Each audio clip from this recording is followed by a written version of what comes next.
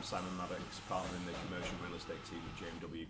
I'm joined today by Tom Mills, project manager at the Liverpool City Region Freeport, to discuss the emerging LCR Freeport regeneration strategy, his role in delivering this and associated challenges. Hi Tom, thanks very much for joining me. Thanks, Simon. I believe the LCR Freeport has effectively been out of the business since the start of the year. How's it going so far? Yeah, really well, thanks Simon. We had quite an extensive process and consultation with all the various local stakeholders, the combined authority, and an interface between government to get the business plan over the line, which, as you say, we did at the start of the year. Since then, it's gone from strength to strength, really. The various different strands of the Freeport's remit, so addressing regeneration, net zero innovation, skills, they've all been tying together quite nicely, and the amount of foreign direct and domestic interest in investing in the buildings on the tax sites, which I predominantly look after within the team, has just skyrocketed, really. Brilliant, that's fantastic. So I feel like we're in a really good place at the moment. Good. And I know you've just touched upon it, but I know your role is sort of delivering the regeneration and effectively attracting inward investment into the Freeport. Could you just give me sort of a flavour of your vision of how you intend to achieve that? Yeah, absolutely. So I think the first principle of the regeneration strategy is that the establishment of the tax sites set up mechanisms in which local authorities who have those tax sites can retain the business rates on a 25-year future basis. They'll be able to use those business rates to bankroll their own identified regeneration projects, predominantly infrastructure and capital projects in the built environment.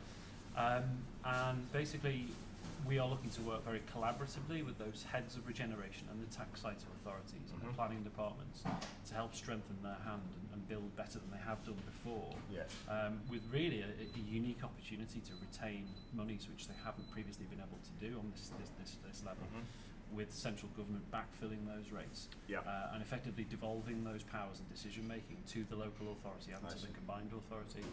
So it's really quite an innovative proposal. Absolutely. And there's a lot of confidence and buy-in to the idea at the moment. Fantastic, brilliant.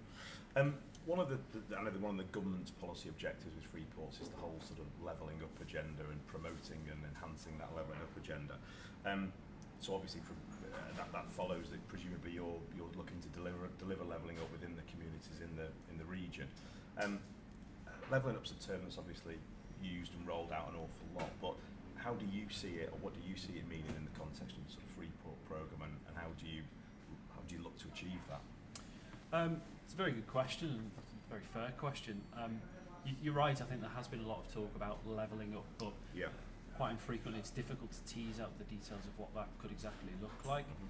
I think where the Freeport is a particularly interesting strand to levelling up is it doesn't try to address everything. It takes those three pillars I referenced earlier, and it really zeroes in on them, supplies seed funding and works with the key stakeholders to realise those areas of regeneration, net zero innovation, and skills funding around building that economy. And I think through that sort of targeted means, and with those authorities being able to have the wherewithal and the money from seed funding for their infrastructure projects, it starts to actually answer what levelling up looks like. I think that the derivation of the business plan has seen a lot of eyes, whether it's local authorities, the combined authority, central government. So everyone's very bought into this. It's been through a very rational process, going through an original business plan and then a series of critical actions to and fro with DLUC and government, and as a result I think we've got a proposition which is really robust, and I think ultimately should start to really help develop these brownfield sites and offer really gainful employment in the area.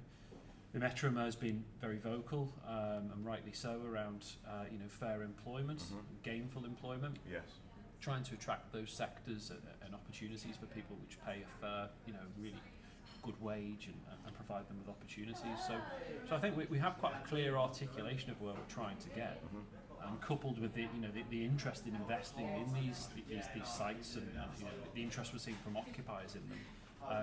As I say, it feels like the snowball just continues to turn in a really positive way.